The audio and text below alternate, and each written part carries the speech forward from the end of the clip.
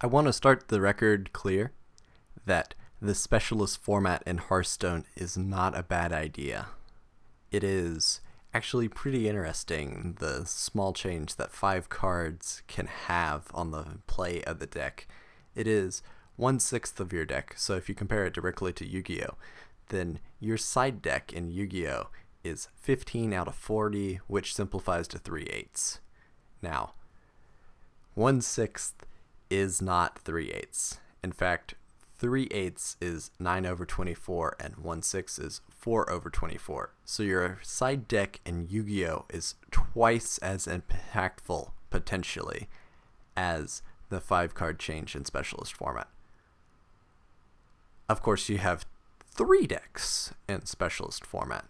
So the 10 out of 30 is sort of like a side deck in Yu-Gi-Oh. It gets a little bit hard because these are apples and oranges and they're incomparables. You can make comparisons, but exact mathematical equation is a little bit hard. All in all, it is an interesting prospect to be able to side in 5 cards to have secondary and tertiary decks to improve your matchups. However, I think the big problem with specialist format for me is, although it is strategic, it is impactful, it is meaningful, and it is dynamic in the way that the 5 cards change your gameplay, your strategy, and how you position and partition your resources against your opponent, it is not engaging for the viewer.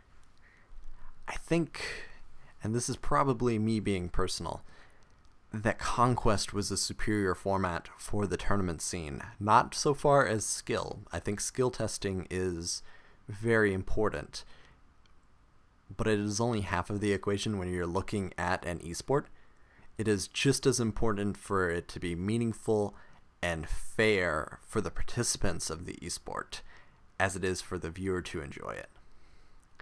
Specialist format just doesn't have that quality that Conquest does, that rolling advantage, because your best deck queued up in Conquest was a really interesting experience, because you could just take down your opponent with your one deck and keep the others secret. There is open deck list, there is deck tracking. That's a different debate. Just the idea that you can have a total success where you use your one deck and roll over every opponent was really interesting. I liked that. I like the element that is not so much based on the matchup, where you bring in decks based on what you think you'll play, but the first one that you bring in is the strong one, or maybe it's the weaker one, where you want to lose the first game with a weaker deck because it's such an abysmal matchup, and then queue in so that you can specifically target. There's a little bit more depth of play, not in the sense that you can plan, but in the sense that it's an improvisation. I think, to me, Conquest also has this side benefit of you bring in pretty much 4 different classes every single time, and there's just room for variety. It might be the stagnation of the current format that I think there's 4 classes that can be played. You see a lot of Rogue, even after the nerfs, there is still a lot of Rogue. Warrior in different archetypes given. There's Bomb Warrior and there's Control Warrior, which features bombs. There's also like a post-fatigue style warrior that's sometimes used, still using mechs and still using bombs, but it focuses on the longer game plan. Then you have Hunter, and there's 4 different variants of Hunter maybe. You got a secret package Hunter, you have Beast Hunter, which is mid-rangey, you have a Bomb Hunter, and then you have hybrid Hunters that are somewhere between the other 3. And those are okay. And I don't know. 4th deck, I haven't seen any Druid, I haven't seen any Priest, I haven't seen any Warlock. I don't know, is there a viable Warlock deck out there? There's been Mage, there's Cycle Mage, and Giant Mage, and I see the benefit of bringing in decks and changing and rotating and going up against various opponents where your plan is, I'm going to bring in this deck, and then next week I'm going to bring in something different that they won't see coming.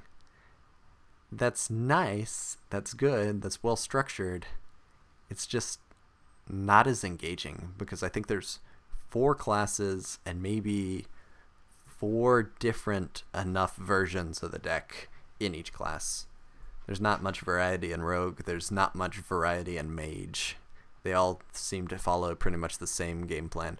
I know there is Freeze Mage. Every once in a while someone will get Freeze Mage in quotation marks, but it's not the same.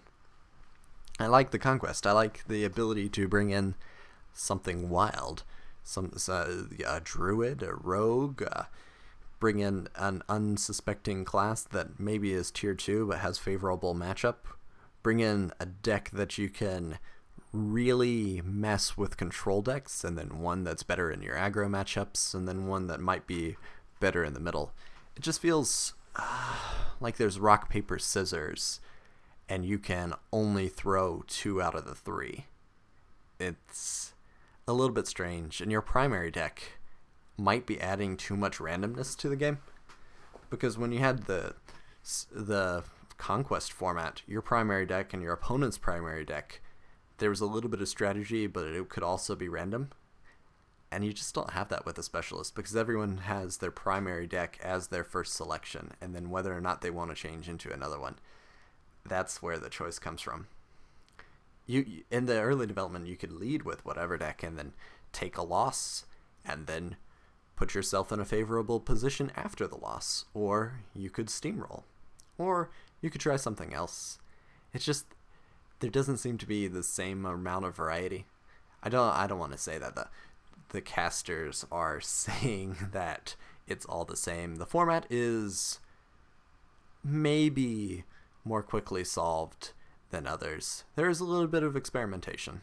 The buffs do help, but it seems really settled in the tournament scene, and that there are small innovations. I've noticed Geppetto Joybuzz is a really interesting card.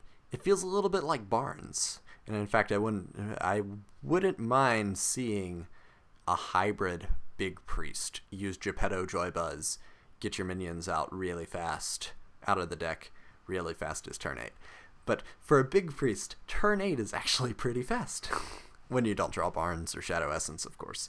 Just more redundancy, but it might tank your odds when you have a 5/5 Geppetto Joybuzz and a 5/5 Barnes in the pool for Shadow Essence, and you have a 1/1 Geppetto Joybuzz in the Resurrection pool. I don't know. It'd be a fun statistical analysis to look at which one's better. Probably Barnes on its own is still better. There is some small innovation. You see certain deck techs, but it's just the same tools over and over again. The brawls, the shield slams, and Warrior. And Warrior isn't the best deck, it's just really strong, favorable matchup. Probably the problem was related to Tempo Rogue, how Tempo Rogue was very, very dominant before the nerfs, and then Warrior just took up the space, the design space, because it countered specifically Tempo Rogue, and you're seeing a little bit of leniency as a result, with Mage coming in to combat the Warrior, and now Hunter coming in to combat the Warrior, but it just seems like there is an embarrassment of riches in the Warrior, where there's probably 35, 40 cards that are good enough to play in Warrior right now. And they just got 2 new buffs. I don't know. Maybe Dr. Boom Mad Genius is warping the format a little bit. Just so strong, that permanent rush, all those hero powers. It's hard to say. Zul'jin is really strong too. I don't know how I feel about the asymmetric design, now that all the Death Knights have rotated out. Not everyone has access to a hero card. It would be an interesting change to see maybe 6 more hero cards come throughout the rest of the year. Maybe 3 in the next expansion and 3 after that, so that everyone has one. Of course, then they'd stick around too long. That's a little bit of a design problem with Hearthstone, is asymmetric cycles like that. Maybe there could just be buff to the classes because it looks like Zul'jin and Dr. Boom Mad Genius are stealing games. I don't know. Big swing turns.